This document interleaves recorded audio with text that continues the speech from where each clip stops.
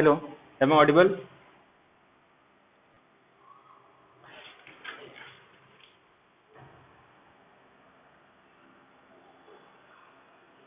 हम्म। तो अगर कोई भी सिंपली कनेक्टेड डोमेन है और अगर अपने को कोई रियल पार्ट दिया है, तो पहली बात तो वो हार्मोनिक कंडीशन को सेटिस्फाई करना चाहिए, क्योंकि वो उसके लिए नेसेसरी कंडीशन है। तो हम लोग उसके लिए हार्मोनिक कॉन्जुगेट डिफाइन कर सकते हैं। अब हार्मोनिक कॉन्जुगेट को डिफाइन करने के लिए कुछ कुछ स्टेप है या कुछ प्रोसीजर है जिसका यूज करके हम लोग फाइंड आउट करते हैं।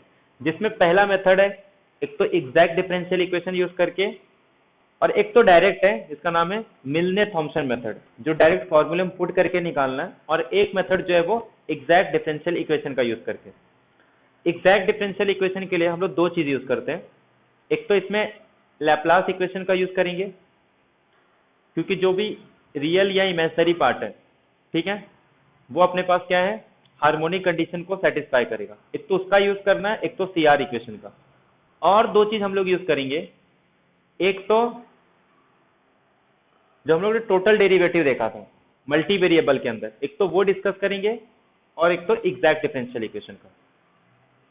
तो सबसे पहले देखते हैं हम लोग बाय एग्जैक्ट डिफरेंशियल मेथड का यूज करके।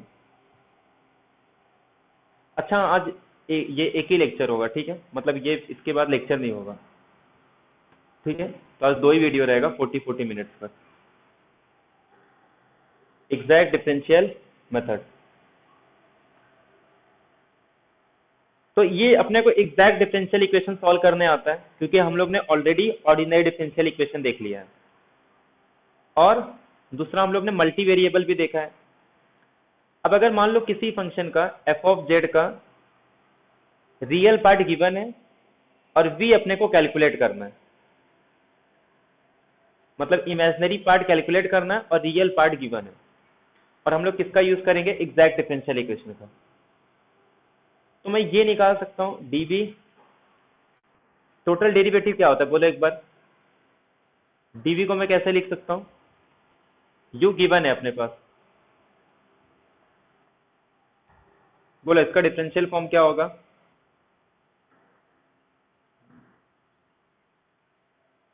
Del v on del x,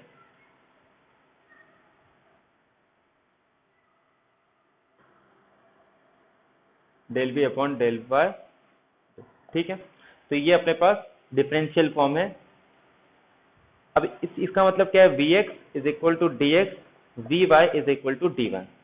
अब इसमें हम लोग किसका यूज करेंगे, अगर मैं इसको एनालिटिक बनाना चाहता हूं, इसका मतलब ये सीआर इक्वेशन को सेटिस्फाई करेगा। तो वी एक्स किसके इक्वल हो जाएगा, u x is equal to v y के इक्वल आता है, तो ये इक्वल आ जाएगा यू एक्स के। और u y minus v x के इक्वल हो जाता है, तो ये किसके इक्वल आ जाएगा, माइनस यू वाई। अब अपने को ये प्रूव करना है कि ये जो डिफरेंशियल इक्वेशन है ना, ये एक एग्जैक्ट डिफरेंशियल इक्वेशन होगा। एग्जैक्ट डिफरेंशियल इक्वेशन का डेफिनेशन क्या है, अगर मैं इसको m बोलूं, ये मेरे पास n है, तो m y की वैल्यू किसके इक्वल आनी चाहिए, nx के इक्वल। ये एग्जैक्ट डिफरेंशियल इक्वेशन का, ठीक है, नेसेसरी और सफिशिएंट कंडीशन था, ठीक है। तो अगर जब मैं इसको y के रिस्पेक्ट में करूंगा तो ये क्या आ जाएगा, u y y, और ये क्या आ जाएगा, u x x। तो therefore u x x plus u y y is equal to 0। और ये ऑलरेडी हो जाएगा, क्यों, क्योंकि u अगर अपने पास लैपलास इक्वेशन को सेटिस्फाई कर रहा है, या हम लोग लेके चल रहे हैं कि कोई भी रियल पार्ट अगर लैपलास इक्वेशन को सेटिस्फाई कर रहा है, तो हम लोग उसका यूज करके एक हार्मोनिक कॉन्जुगेट इसका फाइंड आउट कर सकते हैं। तो वहां से ये भी इक्वल आ जाएगा। इसका मतलब ये डिफरेंशियल इक्वेशन कैसा है, एग्जैक्ट डिफरेंशियल इक्वेशन। और ये सॉल्व करने अपने को आता है। क्लियर है सबको, ये समझ में आया सबको, बोलो एक बार।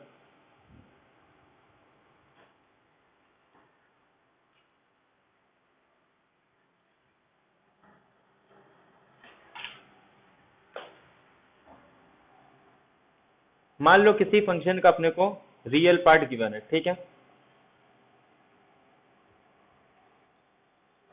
गिवन दिया है इसका रियल पार्ट। रियल पार्ट मतलब अपने को यू दिया है, और यू कैसा है, हार्मोनिक कंडीशन को सेटिस्फाई कर रहा है, मतलब ये एक हार्मोनिक फंक्शन है। हार्मोनिक फंक्शन इसका मतलब क्या होगा, u x x plus u y y is equal to zero. तो ये अपने पास गिवन हो गया, ठीक है। अब मैं क्या चाहता हूं कि f of z is equal to जो यू प्लस आई वी है ना, ये एनालिटिक फंक्शन है। मुझे क्या करना है, एक एनालिटिक फंक्शन कंस्ट्रक्ट करना है, खुद बनाना है। तो अगर एनालिटिक फंक्शन बनाना है, इसका मतलब क्या होगा कि ये सी आर इक्वेशन को सेटिस्फाई करेगा। अगर सी आर इक्वेशन को सेटिस्फाई कर रहा है, इसका मतलब u x is equal to v y और u y is equal to minus v x. तो ये दो इंफॉर्मेशन अपने को मिल गया, एक तो ये और एक तो ये यहां तक क्लियर है सबको। ये गिवन था और ये हम लोग खुद लेके चल रहे हैं, क्योंकि एनालिटिक बनाना है तो इसका मतलब सी आर इक्वेशन को सेटिस्फाई करेगा। तो ये दो कंडीशन अपने को मिल गया, ठीक है। किसका आवाज आ रहा है इसमें?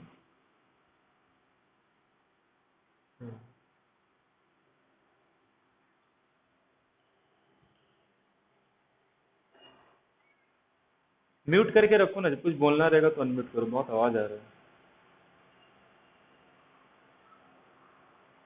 ठीक है, तो ये दो अपने पास अब ये गिवन हो गया, एक तो यू मतलब हार्मोनिक फंक्शन का लैप्लास इक्वेशन और दूसरा अपने पास सी आर इक्वेशन। अब हम लोग क्या करेंगे, इसमें डिफरेंशियल फॉर्म का यूज करेंगे। रियल पार्ट गिवन है और मुझे क्या निकालना है, उसका इमेजिनरी पार्ट निकालना है। तो dv इज इक्वल टू, मैं ये लिख सकता हूँ v x d x plus v y d y. ये अपने पास डिफरेंशियल फॉर्म है जो हम लोग मल्टी वेरिएबल के अंदर देखे थे। अब क्या करना है, इस डिफरेंशियल इक्वेशन को कन्वर्ट करना है यू के फॉर्म में जो अपने पास गिवन है।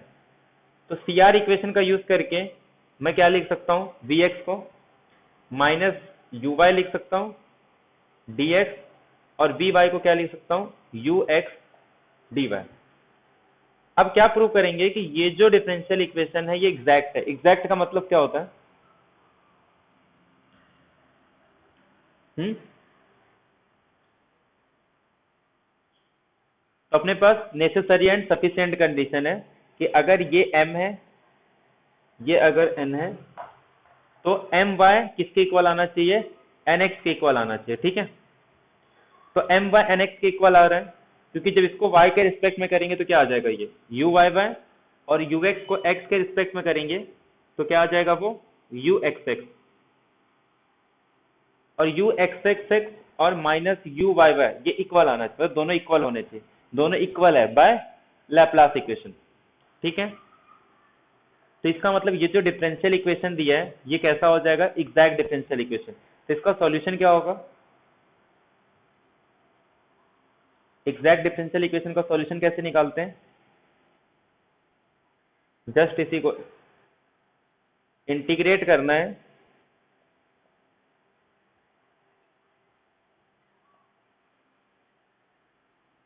इसमें क्या करेंगे हम लोग, डी मतलब एक्स के रिस्पेक्ट में इंटीग्रेट करेंगे और वाई को एज अ कांस्टेंट ट्रेड करेंगे। इसमें नॉट कंटेनिंग मतलब जिसके साथ एक्स नहीं होना चाहिए, फ्री फ्रॉम एक्स या नॉट कंटेनिंग एक्स, ठीक है। वाई कांस्टेंट और एक्स नहीं होना चाहिए। या फिर इसी को और कैसे कर सकते हैं हम लोग, नॉट कंटेनिंग वाई और यहां पे एक्स को कांस्टेंट रख सकते हैं। तो ये अपने पास सॉल्यूशन हो गया। तो ये इसको सॉल्व करने पे ये अपने पास क्या मिल जाएगा, v मिल जाएगा, ठीक है। मतलब रियल पार्ट अगर हार्मोनिक गिवन है तो उसका यूज करके हम लोग इसका इमेजिनरी पार्ट निकाल सकते हैं, सच दैट कि एफ ऑफ जेड जो u प्लस आई वी है वो कैसा फंक्शन होगा, एनालिटिक फंक्शन होगा, ठीक है।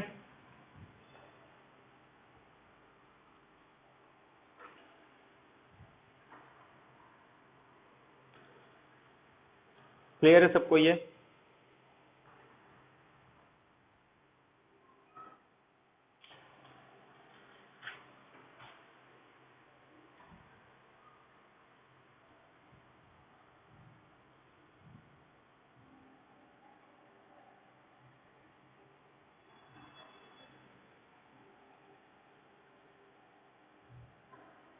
ये हार्मोनिक कंडीशन को सेटिस्फाई कर रहा है।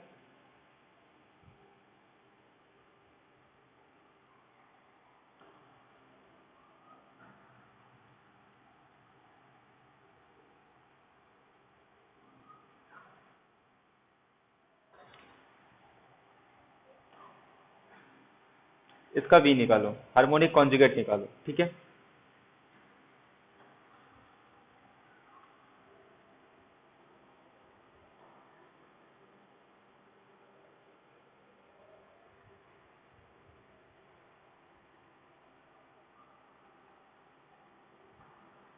और डायरेक्ट निकालने का पूरा वो जो स्टेप है ना पूरा फॉलो नहीं करने का। ये dv तो अपने को पता है ना, इंटीग्रेट करने पे v आएगा। तो v is equal to minus क्या था, u x d x plus u y d, but ये निकाल लो आ जाएगा, ठीक है।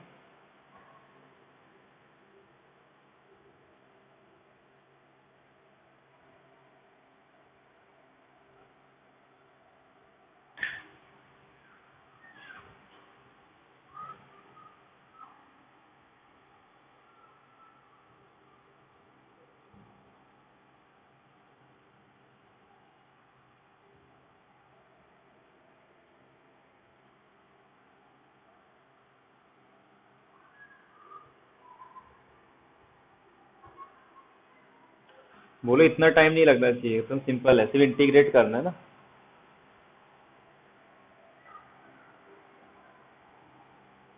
क्या आ रहा है बोलो, v माइनस, माइनस कैसे आएगा? हम्म, तो e raise to x sine one plus constant भी आता है।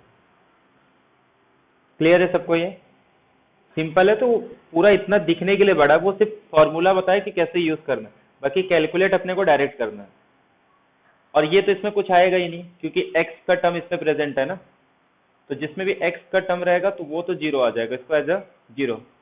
अब यहाँ पे क्या करना है, जो भी अपने पास y का, बिल्कुल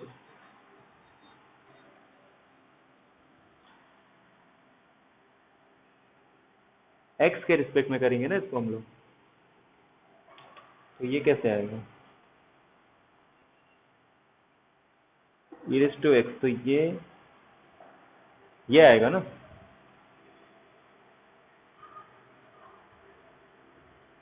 अच्छा हाँ, हम लोग इसको कर रहे हैं ना, हाँ हाँ सही है सही है सही है।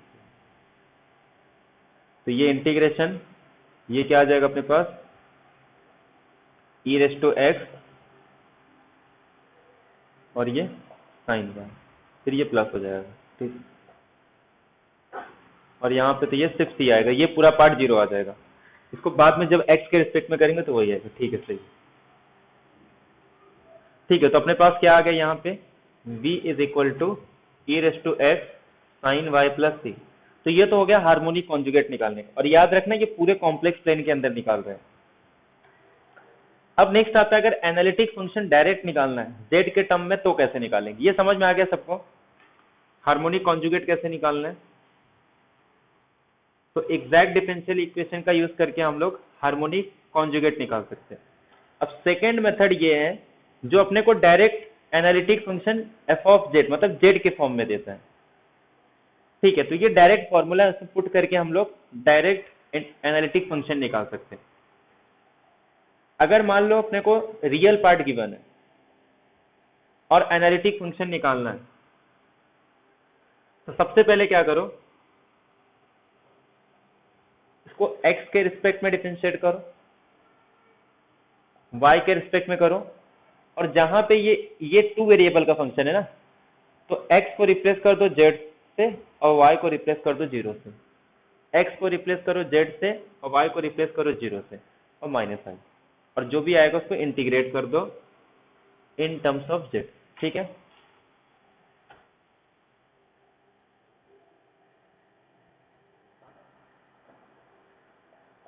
अब अगर अपने को इमेजिनरी पार्ट गिवन है तो उस केस में क्या करना है अपने को,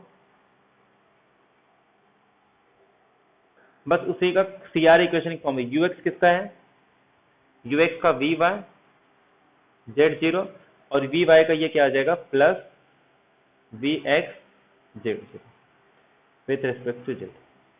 ठीक है, इसमें पुट करके डायरेक्ट हम लोग एनालिटिक फंक्शन निकाल सकते हैं। क्लियर है सबको? और ये जेड के टर्म्स में इसको इंटीग्रेट करना है।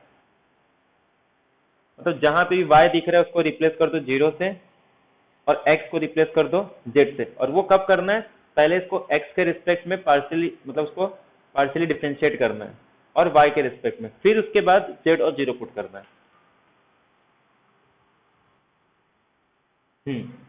तो ये मिलने थॉम्पसन मेथड, इसमें हम लोग को डायरेक्ट एनालिटिक फंक्शन मिलता है। और अगर हार्मोनिक कॉन्जुगेट निकालना है तो इसके पहले वाला exact differential equation method use करेंगे।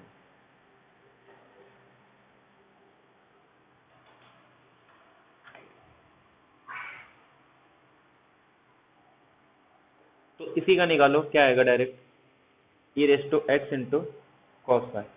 एफ ऑफ जेड क्या होगा निकालो।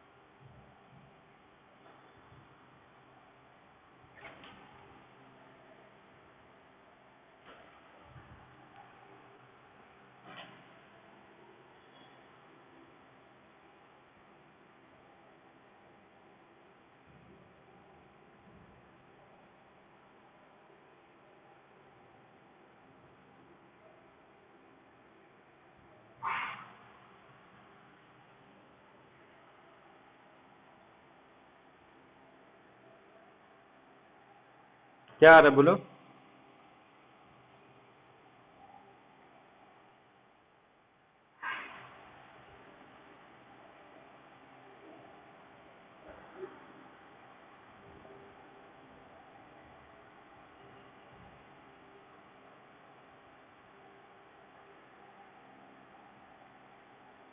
क्या करना है अपने को? y के प्लेस पे 0 पुट करना है, e raise to z 1 plus i times e raise to z, ये पूरा पार्ट हट जाएगा।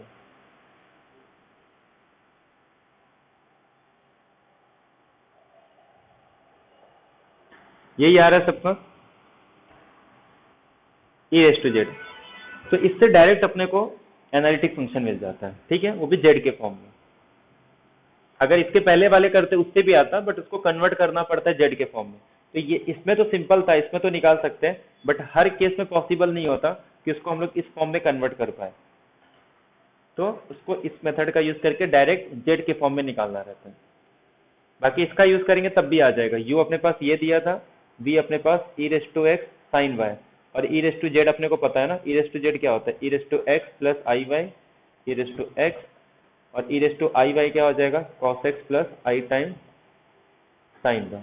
तो e raise to x into cos x ये रियल पार्ट, और e raise to x into sine y imaginary part. ठीक है,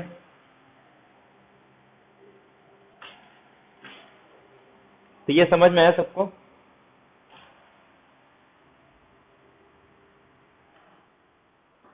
ठीक है, अब कुछ क्वेश्चन कर लेते हैं हम लोग।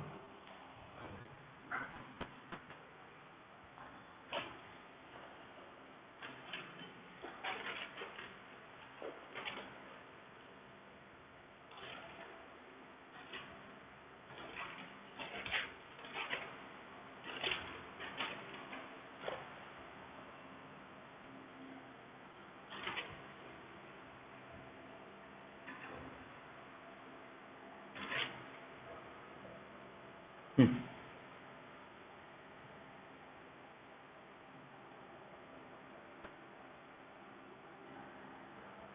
ये चेक करो 223 का, f of z is equal to x square plus y square plus 2xyi।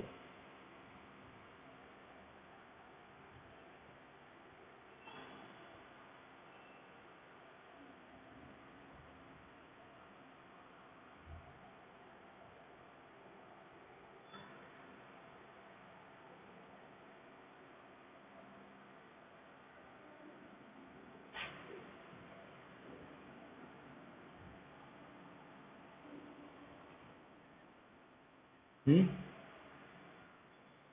क्या आ रहा है? सीआर इक्वेशन कौन से पॉइंट पे सेटिस्फाई कर रहा है?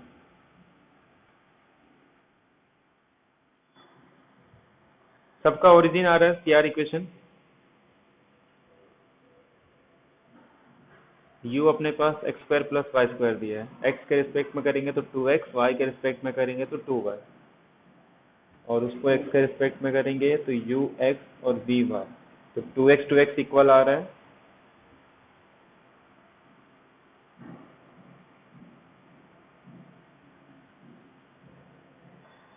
बाकी लोग का क्या आ रहा है? हम्म,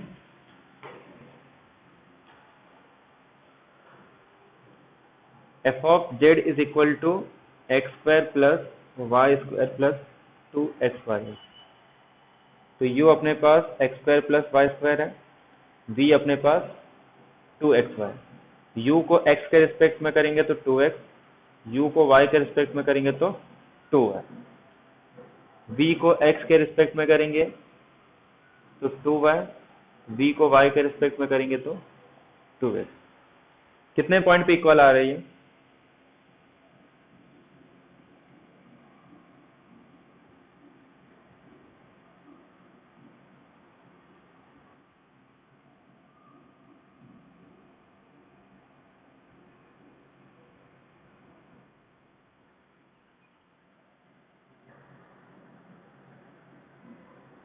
x के लिए तो कोई कंडीशन नहीं है ना, u x v y तो हर पॉइंट पे सेटिस्फाई कर रहा है, ठीक है।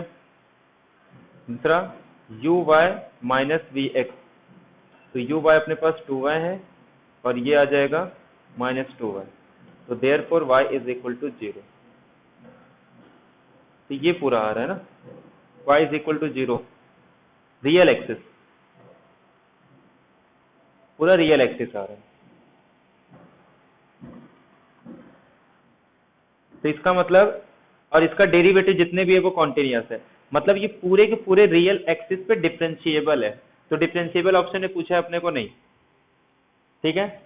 डिफरेंशिएबिलिटी नहीं पूछा है ना अपने को पूछा है एनालिटिक। अब एनालिटिक के लिए क्या ये किसी ओपन डिस्क को अपने अंदर कंटेन कर रहा है?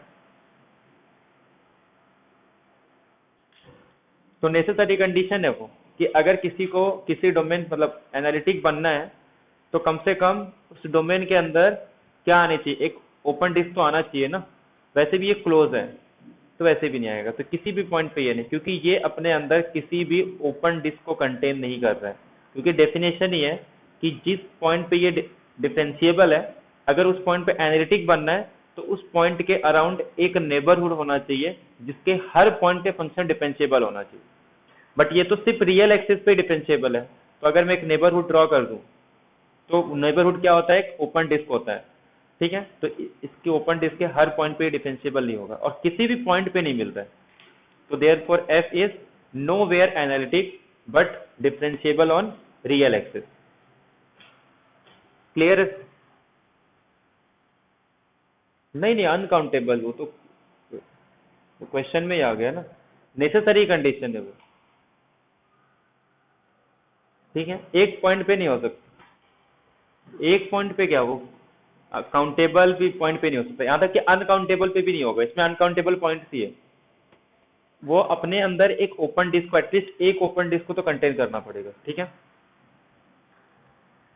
जैसे हम लोग बोलते हैं ना इंटरवल कंटेन करना चाहिए ओपन सेट के लिए, क्योंकि हम लोग ने स्टार्टिंग में बोल दिया है कि जिन पॉइंट से वो एनालिटिक रहेगा वो एक ओपन सेट होगा, और ओपन सेट का डेफिनेशन ही होता है कि वो अपने अंदर एक नेबरहुड को कंटेन करेगा, ठीक है।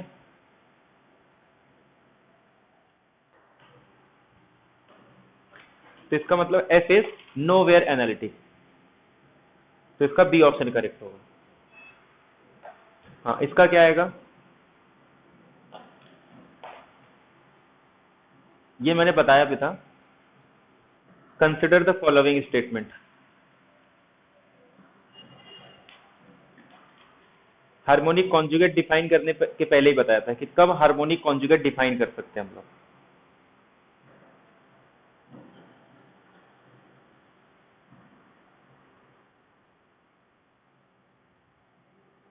अच्छा, पहला तो नहीं बताया ना मैंने।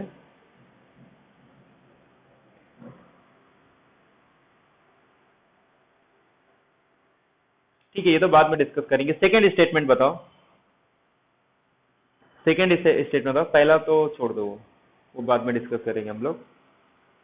पहला भी सिंपल है, नॉन निगेटिव हार्मोनिक फंक्शन बोला है, मतलब उसका रियल पार्ट कांस्टेंट है, ठीक है।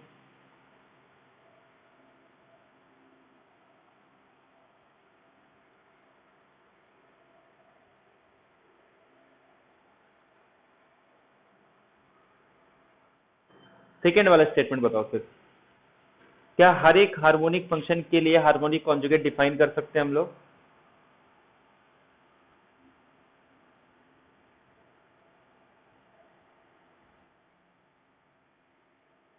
मैंने स्टेटमेंट दिया था और किसी का कुछ तो डेफिनेशन भी बताया था।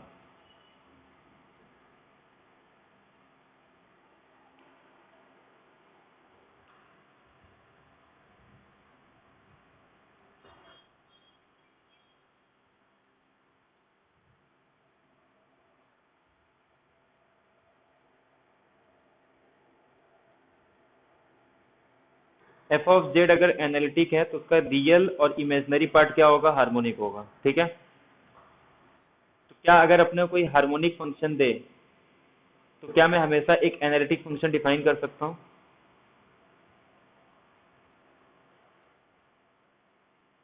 बी वाला फॉल्स होगा, क्योंकि जो हम लोग उसमें यूज कर रहे हैं ना एग्जैक्ट डिफरेंशियल इक्वेशन, जब हम लोग फंक्शन रियल वेरिएबल का या मल्टी वेरिएबल का पढ़ते हैं ना, तो वहां पे जो डोमेन है ना वो इंटरवल और जो डोमेन डोमेन का डेफिनेशन भी कनेक्टेड आ जाता है, ठीक है।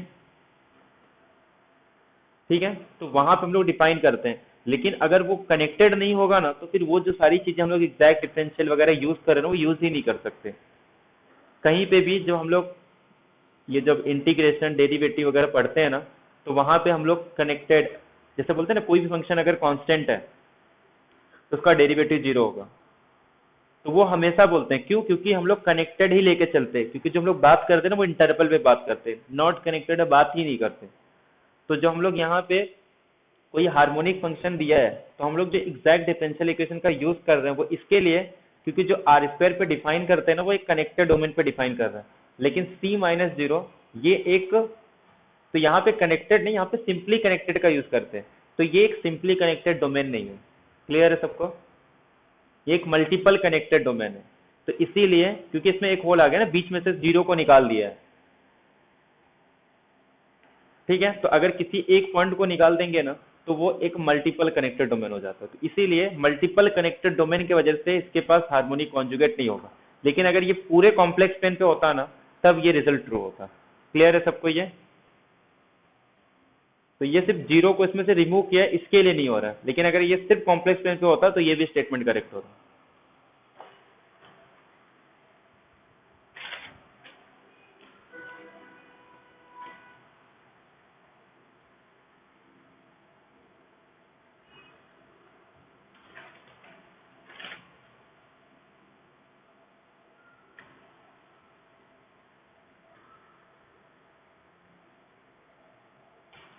ये बताओ 245।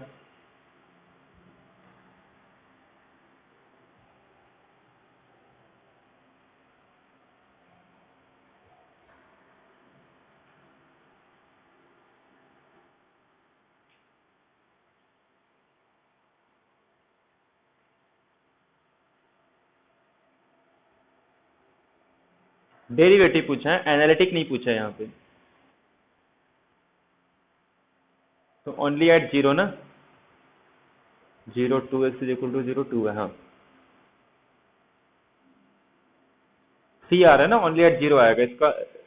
इमेजनरी पार्ट तो है ही नहीं, तो इमेजनरी पार्ट का वी एक्स भी जीरो आएगा, वी वाई भी जीरो आएगा। इसका यूएक्स करेंगे तो टू एक्स, तो two x is equal to zero, मतलब एक्स इज इक्वल टू,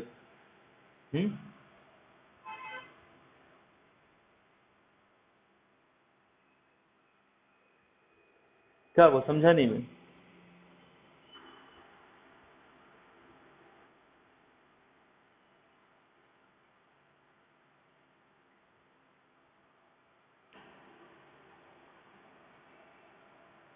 तो कॉन्टिन्यूटी के लिए ना, कॉन्टिन्यूटी के लिए चेक करेंगे ना। पॉलिनोमियल ये जेड के टर्म्स में कहाँ ये, सुनो सुनो सुनो सुनो सुनो सुनो मेरी, सीआर इक्वेशन सेटिस्फाई कर रही है।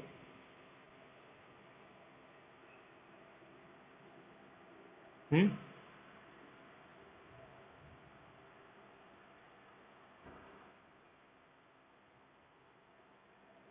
सिर्फ जीरो पे कर रहा है ना, तो सिर्फ ओनली एट जीरो ही होगा।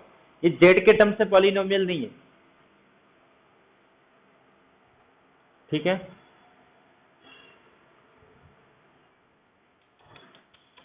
पॉलिनोमियल का definition in terms of z होना चाहिए वो।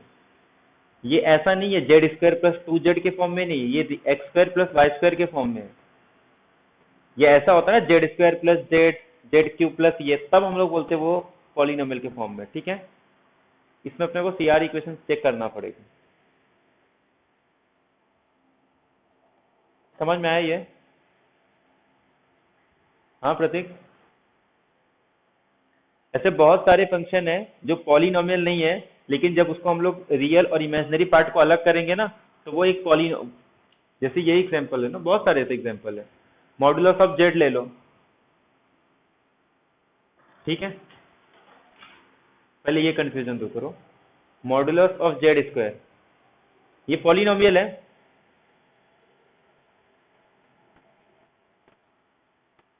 पॉलिनोमियल है कि नहीं? पॉलिनोमियल है कि नहीं पूछ रहा हूँ।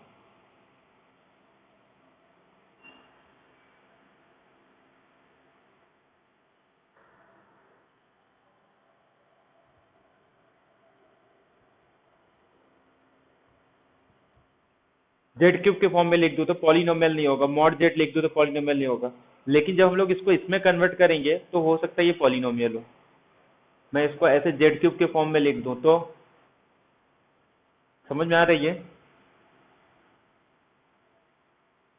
तो ये पॉलिनोमियल नहीं भी होगा, फिर भी ये पॉलिनोमियल हो सकता है। ठीक है, इसका रियल पार्ट और इमेजिनरी पार्ट पॉलिनोमियल हो जाएगा, भले से ये पॉलिनोमियल ना हो।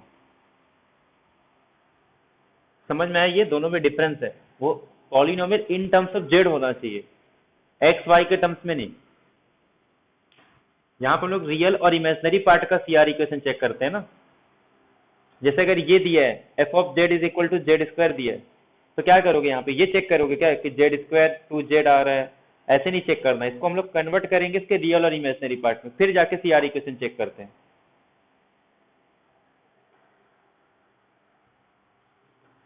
तो ये सिर्फ कितने पॉइंट पे होगा?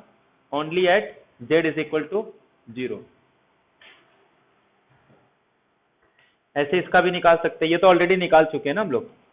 The function e raise to x cos y plus one, तो इसका भी निकाल सकते हैं डायरेक्ट।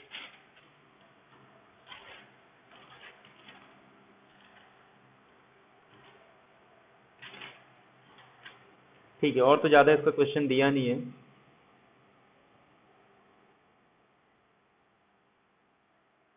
ये तो सीधे सीधे स्टेटमेंट है कि अगर एफ ऑफ जेड, ये मैंने बताया था ना, अगर u एंड v दोनों हार्मोनिक होंगे तो एफ ऑफ जेड क्या हो जाता है? कांस्टेंट हो जाता है। ठीक है, तो कांस्टेंट है तो एनालिटिक अपने आप हो जाएगा। F of z is equal to u plus i v, अगर ये एनालिटिक है तो उसका रियल और इमेजिनरी पार्ट क्या होना चाहिए? हार्मोनिक फंक्शन होना चाहिए। ठीक है, ठीक है, तो एक इंपॉर्टेंट और देख लेते हैं, उसके बाद फिर एंड करते हैं। मैंने एक पिकार्ड थ्योरम बताया था ना। पिकार्ड थ्योरम किसके लिए था? ये एंटायर फंक्शन के लिए था। ऐसे ही एक और पिकार्ड का फॉर्म है जो कि मेरोमॉर्फिक फंक्शन के लिए होता है। मेरोमॉर्फिक फंक्शन मतलब जिसके पास फाइनाइट नंबर ऑफ पोल्स होते हैं। ठीक है, या फिर रैशनल फंक्शन के बारे में बात कर सकते हैं। जितने भी रैशनल फंक्शन है वो सब मेरोमॉर्फिक होते हैं। रैशनल फंक्शन मतलब कुछ इस फॉर्म में होगा, P of Z upon Q of Z. अब अगर ये एक रैशनल फंक्शन मेरोमॉर्फिक है तो पिकार्ड थ्योरम क्या कहता है कि इसके ये हर एक कॉम्प्लेक्स नंबर को एज्यूम करेगा, सिर्फ दो पॉइंट को छोड़ के। मतलब ऐसा नहीं बोल रहा हूं कि दो पॉइंट को छोड़ेगा, ज्यादा से ज्यादा अगर वो छोड़ेगा दो पॉइंट को छोड़ेगा, बाकी हर एक वैल्यू को वो एज्यूम कर सकता है। ठीक है, ये मेरोमॉर्फिक फंक्शन का डेफिनेशन है। तो tan z को मैं कैसे लिख सकता हूं? tan z sin z upon cos z। तो इसके पास जो भी जीरोस है वो सारे पोल्स हैं। ठीक है, तो ये tan z भी ना एक मेरोमॉर्फिक फंक्शन है, तो ये सिर्फ कितने वैल्यू को छोड़ सकता है? सिर्फ 2 वैल्यू को। तो कभी कभी क्वेश्चन आता है कि ये कौन कौन से वैल्यू को छोड़ेगा, ज्यादातर आई और माइनस आई आता है। तो कैसे सॉल्व करेंगे इसको हम लोग, कि ये आई को एज्यूम नहीं करता है। क्यों नहीं करता? सपोज इन केस अगर वो आई को एज्यूम कर रहा है, किसका इतना आवाज आ रहा है, म्यूट करो ना जिसका हाँ, तो tan z is equal to i. तो tan z क्या होता है, sin z upon cos z is equal to i. sin z को क्या लिख सकते हैं हम लोग, e raise to i z, e raise to minus i z by 2i। और cos z को मैं क्या लिख सकता हूँ, सिर्फ 2। तो वो जो 2 तो कैंसिल हो जाएगा, एक i बचेगा ना, तो i को मैं यहाँ मल्टीप्लाई कर दूँ तो -1 आ जाएगा। अगर मैं इसको x is equal to e raise to i z करूँ, तो ये मेरे पास x -1 अपॉन एक्स होगा ना, मैं इसको सीधा एक्स स्क्वायर -1 लिख देता हूँ और नीचे एक्स स्क्वायर प्लस 1, तो वो एक्स एक्स कैंसिल होकर सिंपल -1 आ जाएगा। तो ये आ जाएगा x square -1 minus x square और ये -1। यहाँ से क्या होगा, ये कैंसिल हो जाएगा और x की वैल्यू आ जाएगी 0। 0 is equal to e raise to i z. अब अगर मैं z निकालूंगा तो क्या आएगा, log 0, जो कि नॉट डिफाइन होता है। तो देयरफॉर ये i को एज्यूम नहीं करेगा। ये क्लियर हो गया सबको कि tan z कभी भी i को एज्यूम नहीं करता। ठीक है, ये समझ में आया सबको?